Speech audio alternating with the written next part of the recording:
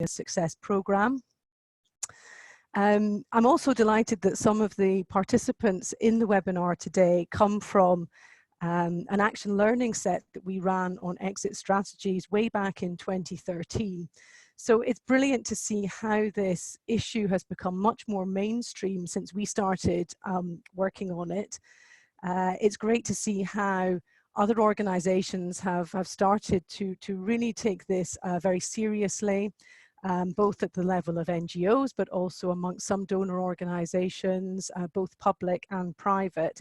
And we're also seeing how the issue of exit strategies and thinking about the sustainability of civil society is connecting with broader themes and critical issues being tackled in the sector around power, around partnerships, and around behaviors. So we're delighted to be hosting this webinar for the Stopping a Success program, which has really, bringing out some fantastic new resources that I think will help all of us in our work. This is the first of 2 webinars, this one, and we have another one next Tuesday at the same time. The objective of these 2 webinars is to encourage practitioners to make use of the critical lessons from the Stopping a Success program, and to enable organizations, whether that's INGOs or civil society organizations or donors, to help you with planning if you're going through a transition process. We also want to use these webinars to help you think about how you can make use of the tools in your work. So this first webinar today is to present the project to you. You'll hear from 2 of the researchers who've been involved in the process. They will be sharing an overview of the project, talking about some of the lessons learned, and give you an overview of the tools and resources that are available. And hopefully we'll have a chance for some interaction with you through some Q&A about the project. And then next week, in the second webinar, we are going to try a virtual workshop style to the webinar to allow you to engage with the tools and the themes that you're most interested in, and to really have a space to discuss how you might use them in your work. Before we get started, I would like to sort of share with you some of the feedback that we got. When we asked you to register, we asked you about your particular interests in this topic.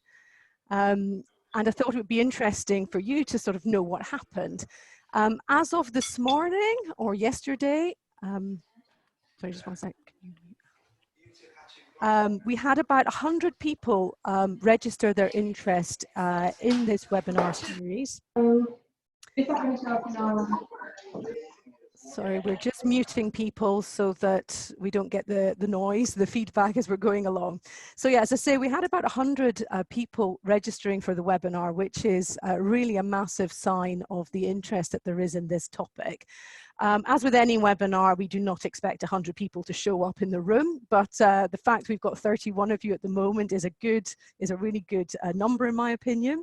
So just to say, yeah, when you registered, we did ask you a few questions. We asked you which themes you were interested in, and you can see on the slide the results of that analysis based on who had signed up yesterday. So there's a fairly even split with sort of considerable interest in the themes of capacity development and partnership and power in particular, but you can see that actually there's a fairly broad range of interests. We also asked you which case study countries you might be most interested in, and there are 13 case studies. So you can see that Kenya is leading the pack in terms of interest, followed by the work on the Democratic Republic of Congo and Bangladesh. I'm going to hand you over to our 2 speakers in just a moment. But first, I just want to move to the next slide. Just to tell you about how you can engage with us today during the webinar. So as I've said before, we will be trying to keep everybody on mute because that improves the quality for all of us. But please do feel free to use the chat box at any time to write down your questions or make any comments that you would like. If you want to use the chat function, there's a little box at the bottom of your screen that allows you to do that. If you hover at the bottom of your screen, you can see the chat function pop up. And you can write your comments at any time, and we will try and pick up those questions and get our speakers to respond to them at the appropriate moment. You can also contribute your thoughts via our Twitter feed and the Stopping as Success hashtag as well. Okay, I am going to introduce our two speakers and hand over to them, who are going to give you their insights into the Stopping a Success project. So I think they're together in the same space. We have Grace Boone, who is the program manager from the CDA Collaborative Learning, and we have David Yamaron, the design monitoring and evaluation coordinator from Search for Common Ground. So Grace, I'm going to hand over to you. If you could just say next slide, please, we will move the slides for you. Perfect. Thank you so much. Yeah, you can go ahead and jump to the next slide, Rachel. It's really lovely to be with you all today. It's been wonderful to partner with INTRAC on this experiment of how to optimize online learning with our project. And so it's really lovely for you all to join us today. We really appreciate it. The only really sort of disclaimer I wanted to give at the beginning is that because we decided to turn the second webinar into a really action learning online experiment to see how we can best dive into our tools in an online platform, we have decided to chat about communication rather than leadership, because with leadership we have a thought piece but didn't develop a practical resource. And so I will be talking about leadership as it relates to some of our other themes, but just so you all know, we've adapted in real time based on what we're going to be doing in the second session. So great, you can go to the next slide and I will introduce our project. So the high-level overview of Stopping as Success is that it is a 3-year collaborative learning project in partnership with Peace Direct, CDA Collaborative Learning Projects, Search for Common Ground, and funded by the USAID Office of Local Sustainability. We are really interested in, sorry, Rachel, if you all could go to the next slide so folks can look at the text. Great. We're really interested in what ingredients make up a responsible transition, and how can we use what we are learning to create tools and resources to support INGOs, NGOs, and donors planning for or actively going through a transition process. So the way that we've gone about collecting this information is 20 case studies across 13 different countries, which has become our evidence base to then create over 20 resources for the 3 different actors that I've mentioned on the different aspects of responsible transition processes. So we'll dive a little bit more into what those look like in a bit. But before we do that, I did want to make sure and explain what we mean when we use the term local. So we recognize that this term can be a relatively problematic one. And so we've chosen to define it as it relates to our project. And so when we use the term local in whatever form, we mean a local organization is a civil society organization or a non-governmental organization in the Global South that are undergoing a transition in partnership with an INGO. So this can include organizations working at local and national level, as well as individuals, communities, newly created NGOs, CSOs, NGOs that have devolved from an international federation, or local and national governments. So I hope that helps sort of contextualize what we mean as it relates to our project. Rachel, if you can click to the next slide. So we thought it would be helpful to go do a kind of deep dive into our methodology, which is really the core pieces of our project. So we're grounded in a collaborative learning methodology, which really at its heart is iterative, adaptive, and collects feedback throughout the entire process to make sure that the the outcome of our work is as truly representative of the context that we've worked, but also what we're interested in learning about. So iterative in the sense that it started with a question. We didn't have a hypothesis, we didn't have a conclusion at the time that we started, but really we're grounded in learning about what constitutes a responsible transition, and then from there just seeing where the research took us. And so we went about, as I said earlier, a case study approach, so collected 20 case studies in 13 different countries, and we're really focused on trying to make sure that our case study approach was as diverse as possible in terms of the geography, the sectoral. We have health, microfinance, gender, peace building, all of these different types of sectorals, as well as different types of transitions, how long they took, whether it was a handover, a devolution, all of these different types, to make sure that we had a diverse and representative case study base. So we also made an intentional decision to only focus on responsible transition processes and positive examples, as defined by the people who went through the transition, right? So we didn't come in with the definition of success, but rather if people who had lived through the transition process defined it as a responsible one, we were interested in learning more about it from them. The reason we made this intentional decision was because we assume, unfortunately, that it's more common than not for people to know what is an unresponsible transition, where maybe harm has been done and hasn't been done responsibly. And so we were really interested to know what made a positive transition. What were like I said, the ingredients that made up successful transition, so that we could learn and influence organizations working on transition processes. The way that we really actualized or operationalized our feedback gathering was regional review workshops. So we hosted 4 over the course of our project at different stages of our project. And really what we did at that stage of the workshop was to share where our project was at the time of, sorry, we got a question, so I'll circle back to it.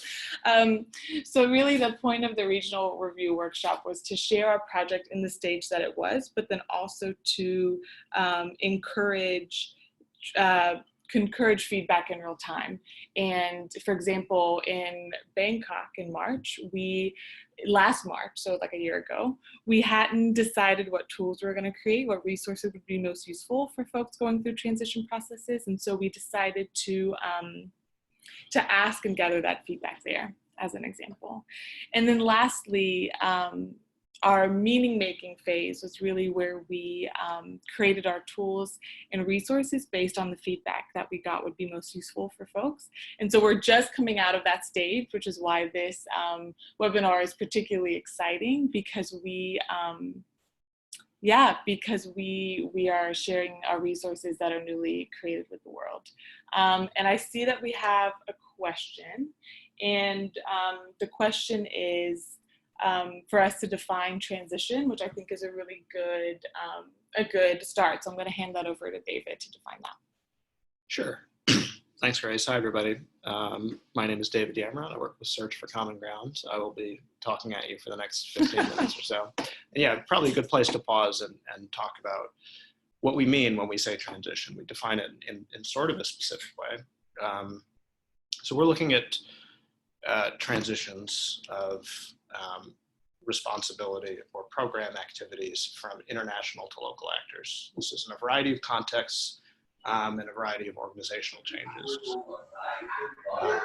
So we've seen transitions where a grant-funded project ends.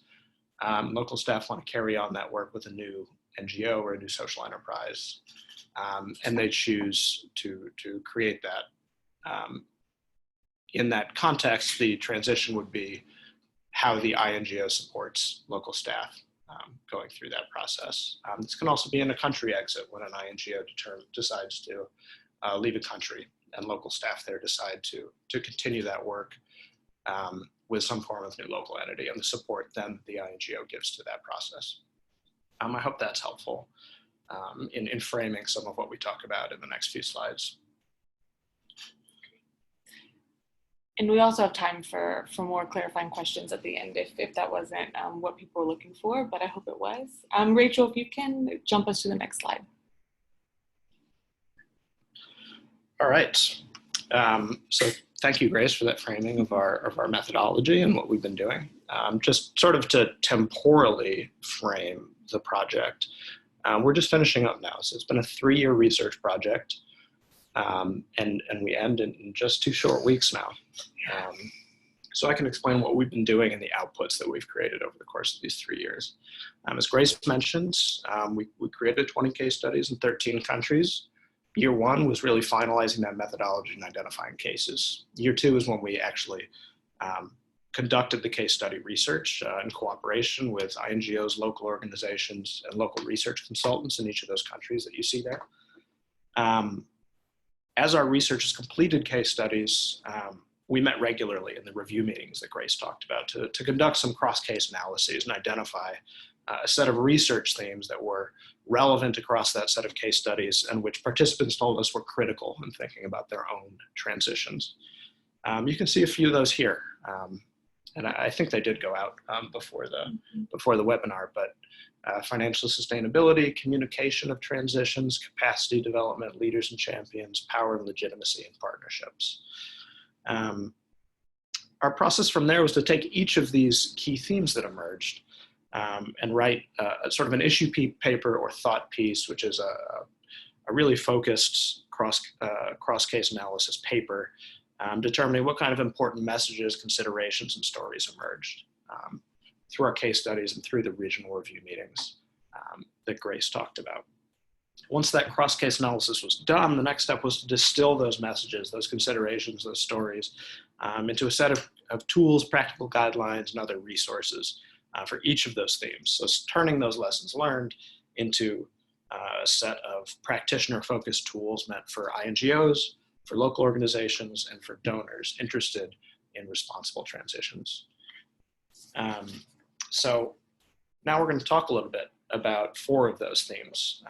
We've pulled out this subset of 4 themes because we don't have all day. We could talk about this stuff forever. And because I think what we've heard is that these are some of the most important lessons learned in our case studies. So can we jump back to that slide on financial sustainability? Great. So the first theme that we're going to talk about is on financial sustainability. Now, in this context, this refers specifically to the financial sustainability of a new local entity after its transition from an INGO. So this is a critical topic when thinking about transitions. And our research suggests that the steps that these 3 groups that you see on the screen here, the INGOs, local organizations, and donors, the steps that they take before, during, and after a transition process to ensure financial sustainability can have a make or break effect on the future success of the transitioning entity in terms of organizational survival. I can talk about some of the highlights from our analysis for each of these 3 groups now. Starting with INGOs, we found that INGOs that are intentional, proactive, and collaborative with their transition and planning set up transitioning entities well for sustainability and well to address the development challenges in their own communities. This may not be extraordinarily surprising, but we do have a set of learning that really draws out some of the details in what this planning process should involve. A good planning process for transition from the beginning, from a country entrance or from a project start, involves creating, well, first of all, it involves co-creating what this project looks like with local staff and local communities to ensure that this is that the strategic approaches that you want to involve are relevant to the communities. That's the first step in setting up a program for sustainability. From there, we looked at really great things that organizations did, like set up a collaborative plan for capacity development, key areas like strategic planning, like business development, that local staff identify as being important in their context for sustainability. This involves working collaboratively to identify and support local leaders through mentorship and training and support. It involves setting clear milestones over the course of several years for a gradual transition. Again, co-created and collaboratively defined milestones. In Kenya, our Nuru International, the NGO in our Kenya case, did a particularly good job of this, which we profiled, which I'd encourage you all to read on stoppingasuccess.org. In the Philippines and Burundi, we saw sort of similar intentional processes where World Vision and CARE facilitated resource mapping exercises with local staff to help identify key individuals and institutions for business development. Throughout all these exercises, staff told Stopping a Success that it was important for local staff to set the terms here. So INGO's role is to fund and facilitate, but true local ownership is important for long-term sustainability. Next on the INGO side, I'll talk quickly about asset transfer. So this is another theme that was important for sustainability, and this is often more creative than an INGO providing like traditional cash infusions. We've seen INGOs donate fixed assets like office space or vehicles that can help provide quick injections of funding to local organizations in times of lean funding post-transition. Really important other asset transfers include knowledge assets like knowledge management databases or internal policies and procedures.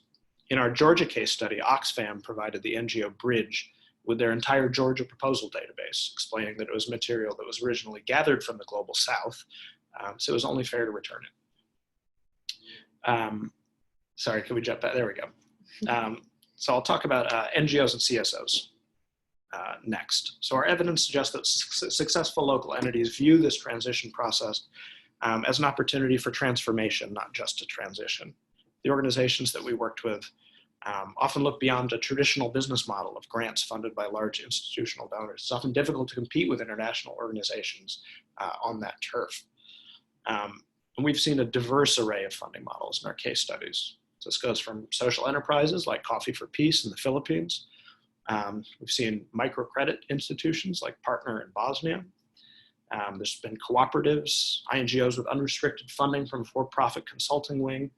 And a lot of these sort of more creative approaches to organizational sustainability can emerge from the planning exercises funded and facilitated by INGOs. Lastly, for NGOs, we've seen diversification of funding be really important here. So dependence on more than one funding stream, especially local fundraising streams, which can often avoid the kind of aid volatility that's so common in the grant-funded environment. So local and national government money are particularly important. Across our case studies, we've seen organizations like the TB Federation in the Philippines or CARE Morocco or the Ikibiri Coalition in Burundi establish these really stable long-term partnerships with local governments that can foster sustainable growth and provide critical core funding. I think I can talk much more about diversification of funding and key strategies in the questions, but for now I'll turn to donors and a couple of things that we noticed in our cases.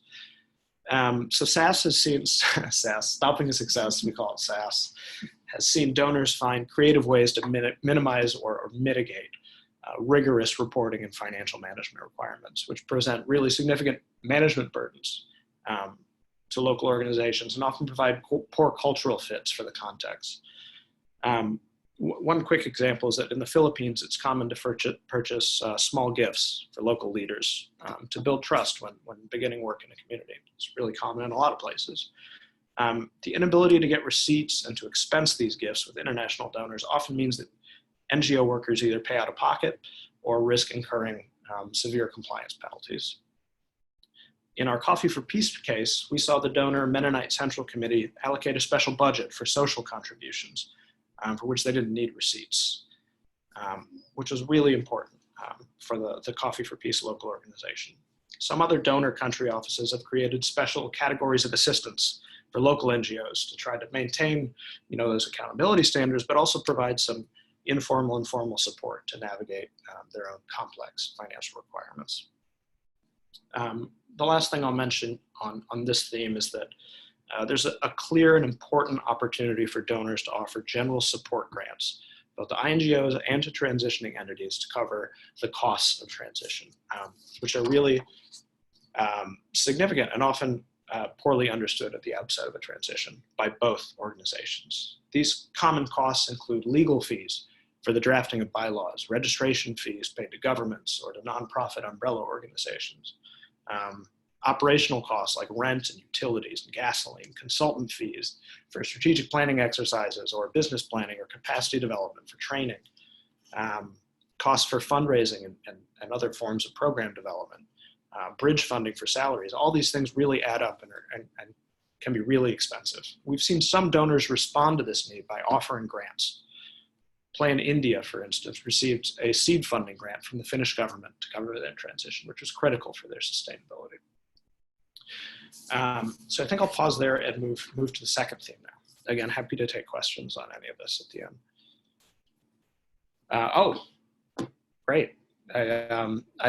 Before we move on, I can talk about some of the tools and resources associated with this financial sustainability theme, which again, we hope to dig into next week in the second iteration of this webinar. So we have some dedicated tools and resources around this theme. We have an issue paper, which I mentioned earlier, as well as flowing from that a set of practical guidelines for financial sustainability aimed at INGOs, at donors, and at local organizations, providing sort of considerations from those case studies. And then this really great how-to guide, which discusses some of those different creative ways that we've seen local organizations access unrestricted funding. And there's a list of related tools and resources on there as well, which are all available on stoppingasuccess.org.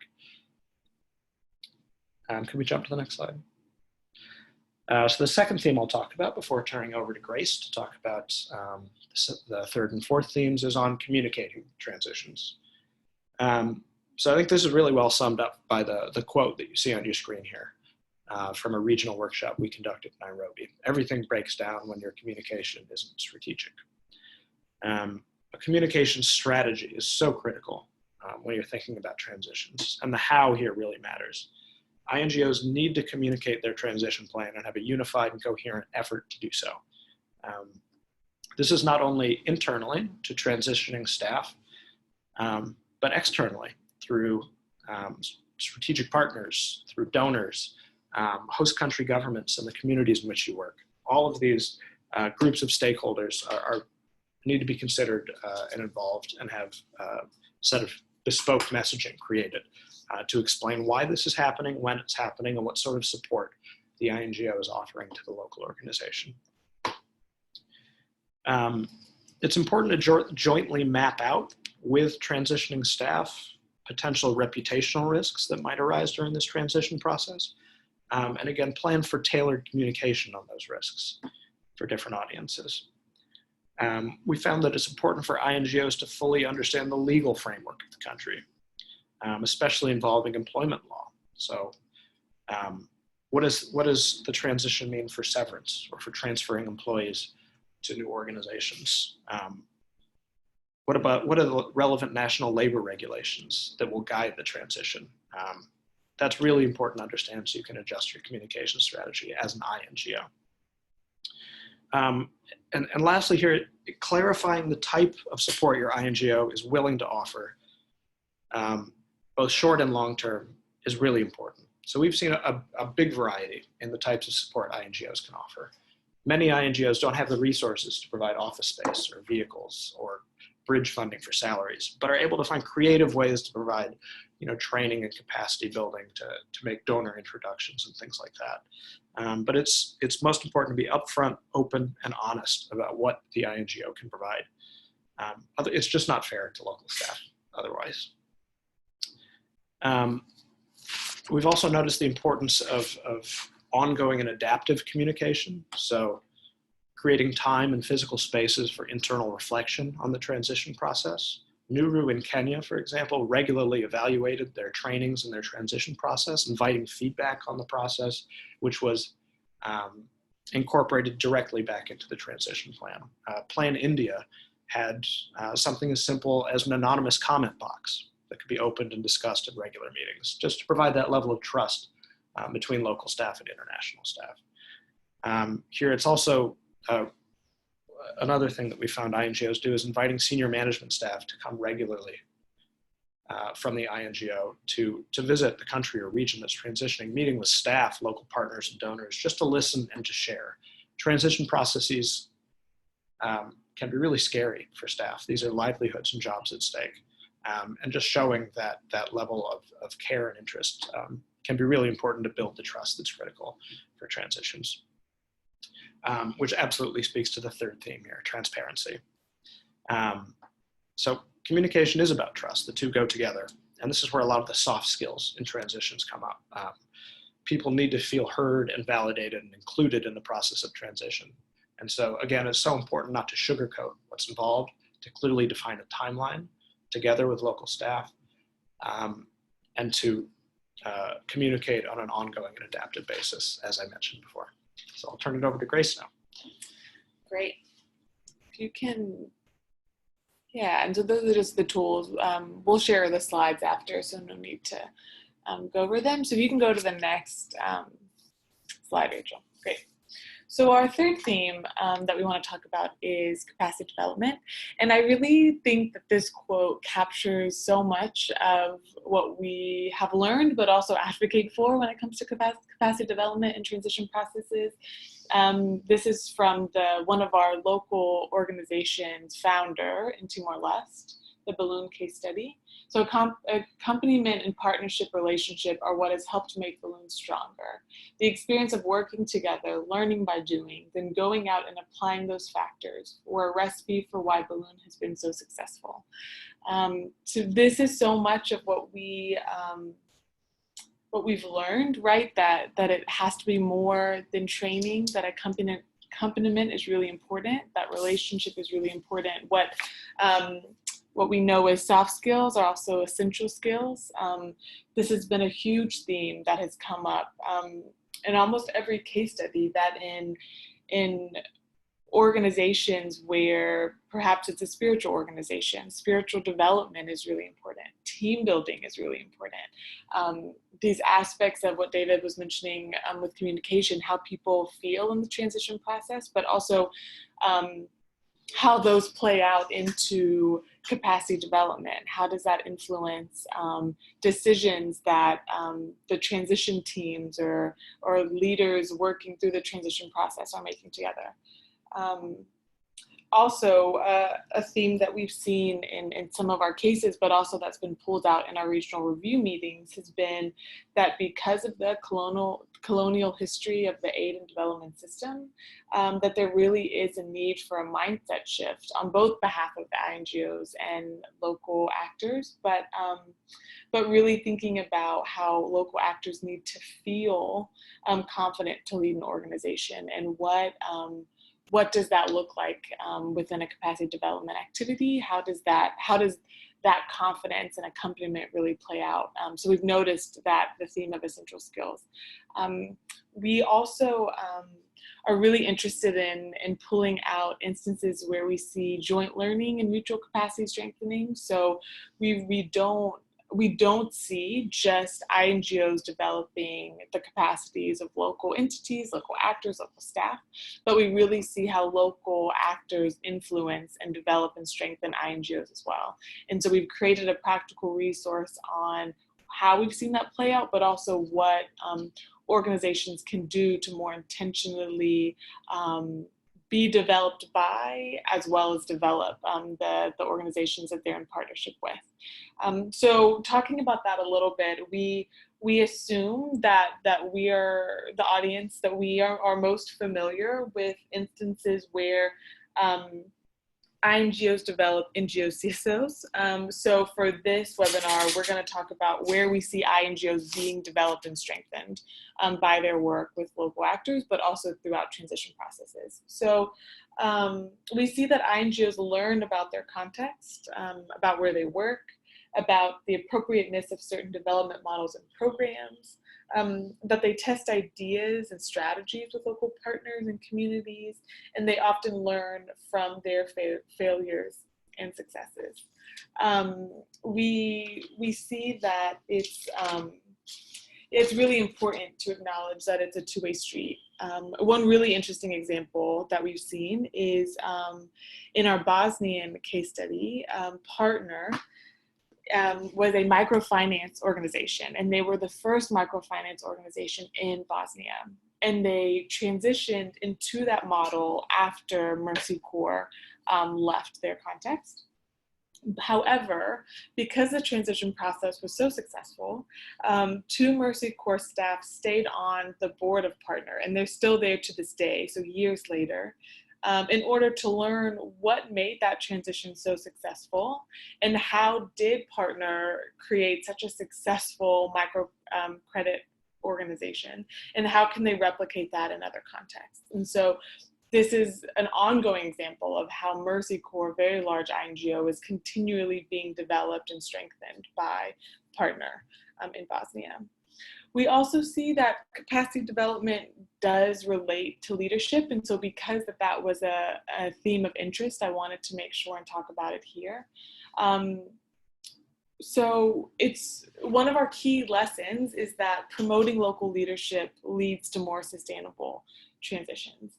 And so here we see that it's really important for local leaders to be in the driver's seat, to determine what capacities are developed in the first place. How can we make sure that all of the capacity development activities are tailored and context appropriate, that it's not top down, but that those who are going through the transition and leading the local entity post-transition are in the driver's seat. We're talking about NeuroKenya a lot because a lot of people seemed interested in it, but also they have a really interesting model.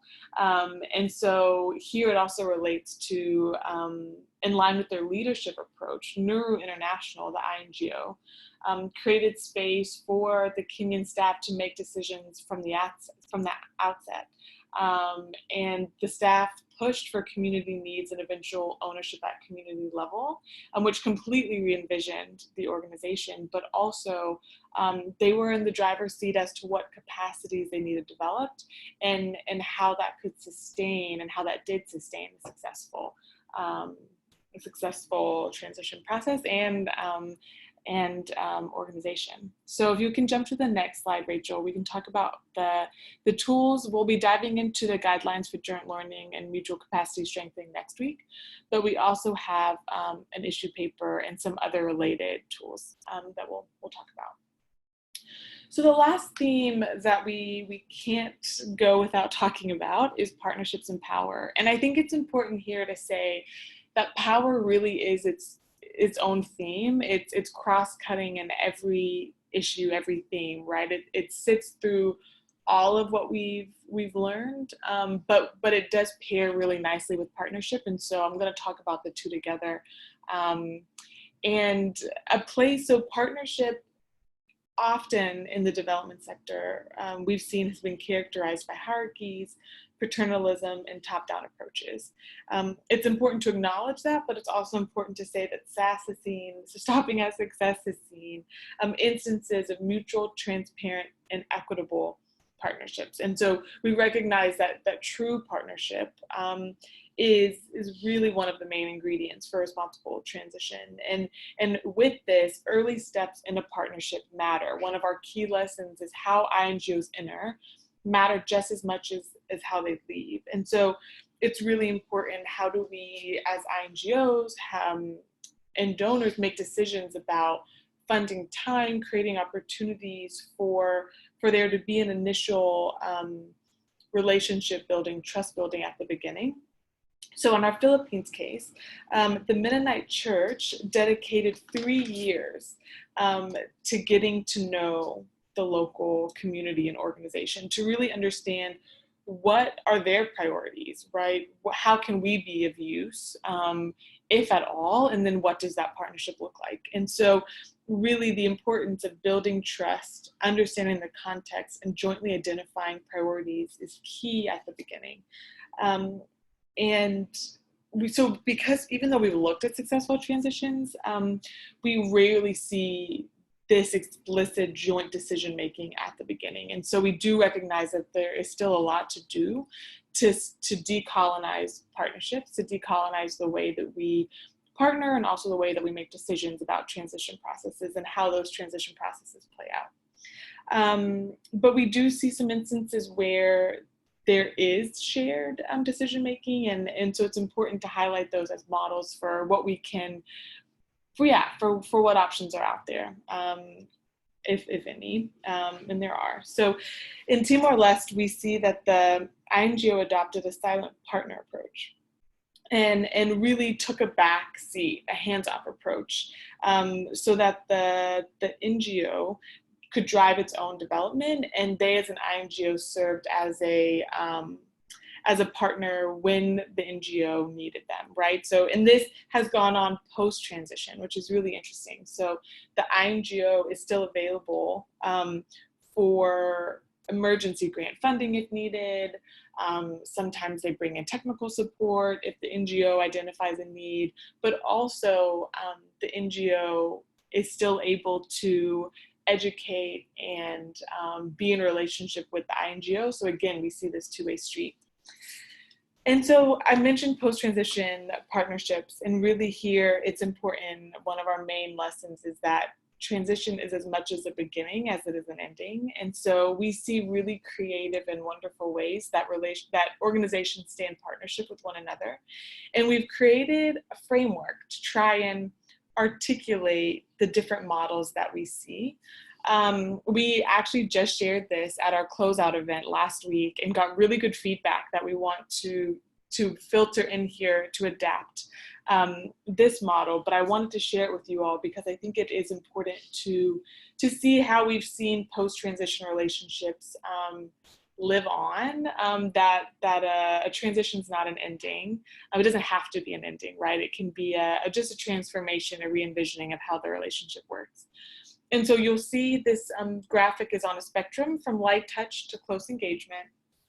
And the personal support model is really relying on individuals, person to person, stay in close contact and advocate on their organizations as support is needed. The silent partner model is what I talked about. It's really behind the scenes support during and after transition processes. An accompaniment model is an ongoing support. It's a more frequent hands-on support between INGOs and the local entity after the transition process. And also, lastly, we've seen a formal engagement model where the post-transition engagement is defined in a formal way, often with a written MOU or some sort of written agreement to formalize this partnership.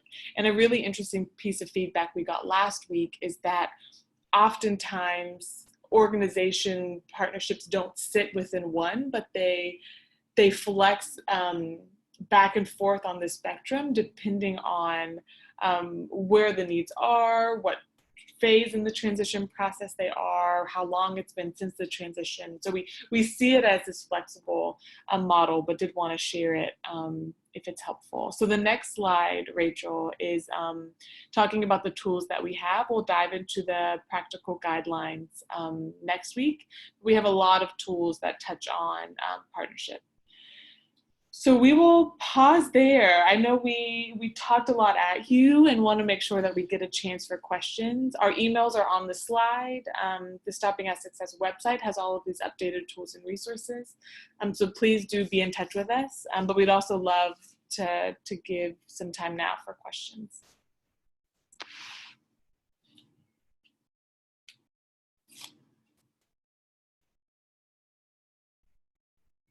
Okay, thank you so much, Grace and David, for the presentation of what is an extremely sort of rich research process and fantastic to sort of get some of these new materials and case studies and examples into the public domain. So we have got another 15 minutes before we need to conclude. So there is time for questions if anybody would like to get some clarifications or share any comments. We are quite a large group, so perhaps the easiest thing to do is to write a question in a chat, or you can use one of the tools. If you go to on the participant list, there's a little button that says more, and you could use that to stick a thumbs up or something, and then I could ask you to unmute and speak. I do have one question in the chat box at the moment from Natalia, which is, did you identify key factors to identify when is the good time to leave or begin the transition? So that is a question around timing, I think. Yeah, great. I can start that answer, and then I think David has a great case study example.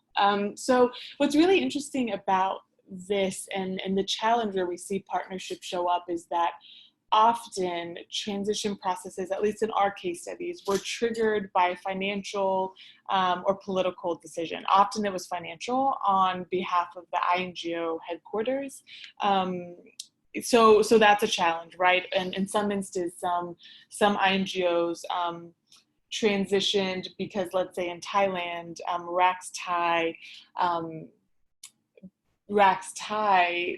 sorry, questions are coming through, so we'll make sure and get to them. But in Rax Thai, Thailand became a middle income country. And because of that, the INGO felt like the economy would support the development work that it had been doing. And that turned out to be a challenge, right? So we see that that decisions are often made because of financial or political decisions, which is a challenge. And I'll hand it over to David if you want to add the case study. Oh, sure. Yeah, and it is an unfortunate fact that the majority of cases we looked at were driven by financial considerations from INGO headquarters, from, less aid funding being available due to, occasionally, I don't want to say arbitrary, but, middle income doesn't always mean that there's a lack of or suddenly reduced development challenges in countries. But one interesting counterexample to this trend of INGOs sort of making the decision to transition or exit because of a poor funding environment for INGOs is our Kenya case, which I know a lot of you expressed interest in. So Nuru Kenya was a transition over about 7 years, beginning in 2008 up to 2015, in which the the transition of the INGO out was co-determined with local communities and the local staff of the transitioning INGO. So it wasn't determined by a project timeline or by a headquarters decision that they need to leave. It was a decision driven by programming outcomes. The local organization had achieved the outcomes that were initially established at the beginning of the transition plan. There was a point in the collaboratively developed capacity development plan where local staff and international staff agreed that it no longer made sense for the INGO to have a presence directly in the country. And finally, a really great local leadership candidate emerged that was willing and completely able to take over operations from international staff. So that's sort of another example that we saw how development can be done in these cases without this financial imperative defining transition timelines.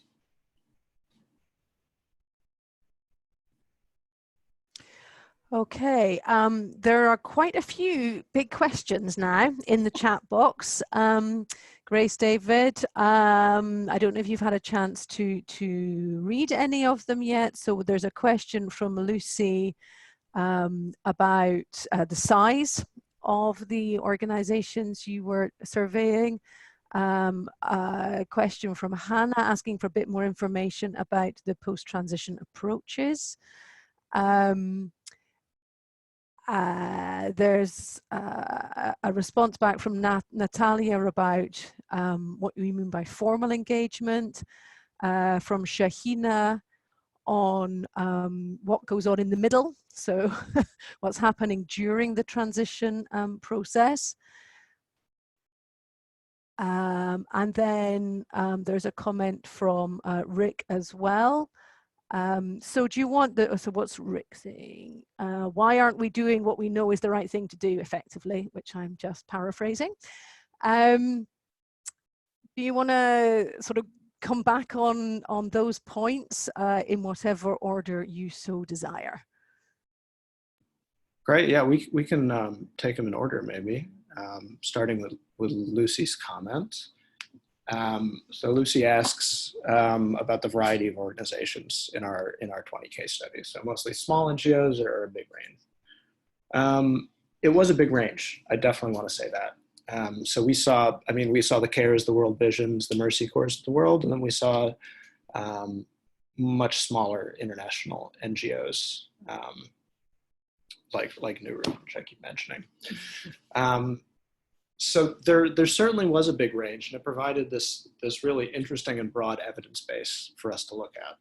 I think the question about size having an impact on their ability to transition positively, that's a really important question and a good comment. I want to say, overall, I'm going to say no with some caveats. I think the more important question is the level of resources available to support the transition. I think broadly, larger INGOs have more access to unrestricted funding to support transitions. That's not always true, but I think there is a correlation there.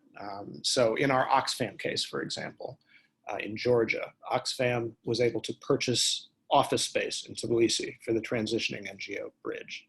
That was absolutely critical for Bridge's ability to survive in a very difficult Georgia aid funding environment. But it's not something that all NGOs can do. And I think in that case, there was an association with size. But again, we looked at 20 positive case studies, and there was a variety of NGOs. And I think the smaller NGOs have sort of creative ways to provide support, often, on personal time, reviewing proposals, providing technical support. So I don't want to come down firmly. Great, and I will take on, there's a couple questions about the partnership post-transition approaches. So I'll keep it brief. I think it's good for you all to know that we are adapting this based on the feedback that we've gotten, and we'll be posting it on our website. And so there will be more information about post-transition partnerships specifically, but just to talk about your questions, I think here we really see the post-transition relationship. A lot of it depends on personalities, but also organizational models. And so with the personal support model, really it's a continued contact between individuals. It's not an organizational relationship. And so with that, personalities play a really important role, right? How long the relationship has been going on, and what the relationship looks like. But also with organizational models, I think a lot of the ethos and values and also just constraints that large INGOs have really play a part in how they can make decisions and what their relationships can look like post-transition. In terms of the needs that we see, there's I think a lot of it depends on the stage of the transition process. So where oftentimes during and right after transition process, like David was saying, it's really hard, tricky, often scary, risky time. And we see organizations that really have to downsize. Some organizations really grow. So a lot of it depends on the context and the organizational model and things like that. But the stage of the transition process, the needs of the organization that's left, so the local entity, what are the needs there? How can this joint learning continue to happen? And things like that. So again, we'll be posting it on our website. I want to keep it brief to get to more questions. But stay tuned on our graphic on our website. But also, just last question about the formal engagement. What we mean by formal, perhaps formal may not be the right word. I'll be curious if that's Natalia, maybe the question there. But the formal is really talking about that there's a written agreement, there's something, an MOU, there's something more formal between organization to organization, that we see maintain that, which is why we use the word formal. But welcome feedback if perhaps that word or the framing is not as useful. But I'll pass it on to David. Yeah, what's the next one here? Well, I'm going to butt in if you don't mind. Sure. No worries. Chair's prerogative from the other side of the Atlantic. So we're running quite short of time now. There are a couple of additional comments that are in the comments box. One, so Rick's one about, why do we INGOs not always implement what we know is good practice? And from Lucy as well, who's asking about your own transition process and how this work continues after the project ends. I haven't read Derek's, which has just come in, when it might not be the right approach. What I'm going to do is sort of wrap up this part, because I think that certainly those two questions are good questions for the next webinar and the ongoing process, because in a way, what happens, the question from Lucy about what happens after the project formally ends is precisely what we're trying to do with this webinar. And it's what the Stopping a Success Consortium is attempting to do, is to get these tools and these materials and their evidence and their learning out and into the public domain and being used by you, the INGO, the donor community, the civil society sector, to actually make the changes and make, and take very seriously the need to do things differently and to learn from best practice. So, if we can come back to this in, 2 or 3 years' time and tell Rick that we've done it, then he might be happy. Yeah. Rick is my colleague, by the way. So, so what we're saying is, we've got another webinar next week. This is the coming to the end of webinar number 1. What we would like to try and do is to continue this conversation next week. I know there are some people who could only join this one, and we might have some new people join us next week. But for those of you who can come back this time next week, what we would like you to do is to spend a bit of time between now and then, do a bit of homework, particularly asking you to look at some of the practical resources. Many of you who signed up for this webinar did say what you were interested in is practical tools, practical examples, practical experiences. So take a look at these tools, think about them and how they apply in your own work. Think about what's not there. Does it actually help? Or maybe there are things that you would like to see. What are some of the opportunities that you have for using these tools, and what are some of the barriers or the obstacles that you can already imagine in using these tools? And when you come back next week, we are going to attempt a bit more of an interactive session. We will hopefully be using some small breakout virtual rooms for you to have small group discussions, as well as plenary discussion as well, around your experiences, your questions, and how you might use these tools in practice in order to give this project life after its own end. So I encourage you to do that. I thank you all for your participation. I thank Grace and David for the presentation. We have been recording this, so the recording will be made available, and if you have colleagues who you think would be interested, then please encourage them. In the meantime, you can also continue the conversation using the hashtags that are on the bottom of your screen. Stopping a Success, Responsible Transitions, or the INTRAC Twitter feed. And I look forward to carrying this on next week. Thank you very much. Thank you. Thank you, Rachel. Thanks so Thanks, much. everybody. Right, let's do some.